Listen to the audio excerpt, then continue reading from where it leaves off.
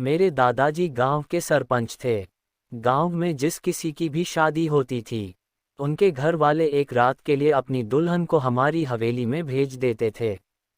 सुबह दादाजी उनको एक गिफ्ट देते थे, और वो गिफ्ट दुल्हन किसी को ना दिखाती थी, और वो लड़की 10 महीने के बाद पेट से हो जाती थी।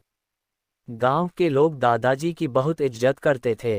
हैरत की बात यह थी कि दादाजी ने सख्ती के साथ मना किया था कि मेरी शादी नहीं करवानी, और मेरी उम्र निकलती जा रही थी।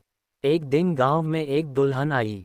मैंने उसको अपने कमरे में बंद करके खुद उसकी जगह दुल्हन बनकर दादाजी के कमरे में चली गई।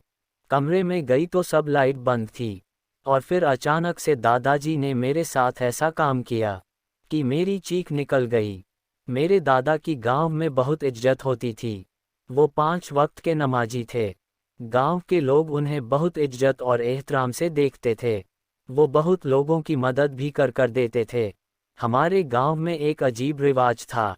जब भी किसी लड़की की शादी होती, तो हमारे महल पहली रात के लिए दुल्हन बनकर आ जाती थी। पूरी रात दादाजी के कमरे में गुजारती। सुबह दादाजी एक तोहफा उसे देते थे। उसके ठीक 10 महीने बाद वह लड़की पेट से हो जाती थी। मुझे यह बात हमेशा से अजीब लगती थी कि भला यह क्या तरीका है कि शादी के बाद दुल्हन अपने दूल्हे के पास जाने की बजाय वह पूरी रात दादा के कमरे में गुजारती। मैं जब 14 साल की थी, तब से यही रिवाज देखती आ रही थी। अब मेरी उम्र 21 साल की हो गई थी। मैंने यह बात मम्मी से बहुत बार जानने की कोशिश की, पर उन्होंने भी नहीं बताया, और हर बार चुप करा देती। इस बार मेरी बचपन की सहेली की शादी हुई। वो अपनी शादी में बहुत घबराई हुई थी। मेहंदी वाले दिन मैंने उसे छेड़ते हुए कहा, दूल्हा की संगत का सोचकर घबरा रही हो। मेरी बात पर उसने हल्का सा मुस्कुराया और बोली, तुम्हारे दादा को सोचकर घबरा रही हूँ। तू सच बता, तेरे दादा नई नवेली दुल्हन के साथ क्या करते हैं? मुझे तो कुछ पता नहीं था। मैंने कहा, मुझे भी जानना है कि दादा पूरी रात दुल्हन के साथ क्या करते हैं। सुहाना मेरी बचपन की सहेली थी। जब उसका रिश्ता तय हुआ था, उस वक्त मेरे लिए भी बहुत अच्छा रिश्ता आया था। मेरे मम्मी पापा भी इस रिश्ते से बहुत खुश थे, लेकिन दादा ने साफ मना कर दिया था।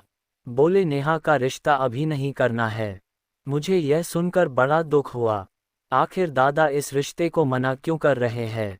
एक दिन मैंने मम्मी से पूछा कि क्या आप भी शादी के बाद दादाजी के कमरे में गई थी? मम्मी ने कहा, चुप बेशर्म, मैं तो उनकी बहू हूँ। मम्मी ने मुझे डांट दिया था। मैं उस वक्त 18 साल की थी। फिर मैंने मम्मी से कहा, आखिर दादाजी दुल्हन के साथ करते क्या है? उन्होंने मुझे मारकर भगा दिया।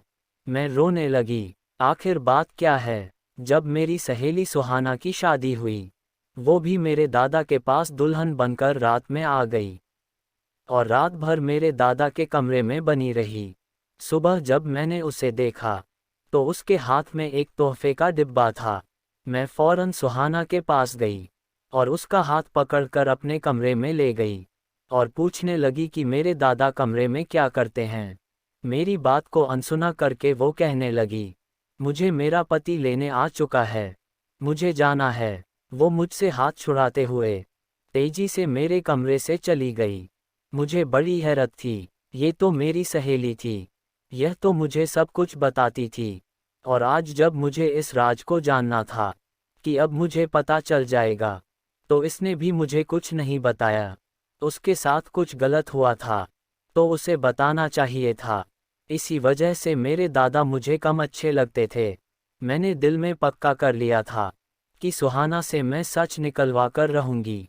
कुछ दिन के बाद मैं सुहाना के ससुराल पहुंच गई। उस वक्त तो वो बिल्कुल नॉर्मल थी। मुझे देखकर मुस्कुराकर गले मिली।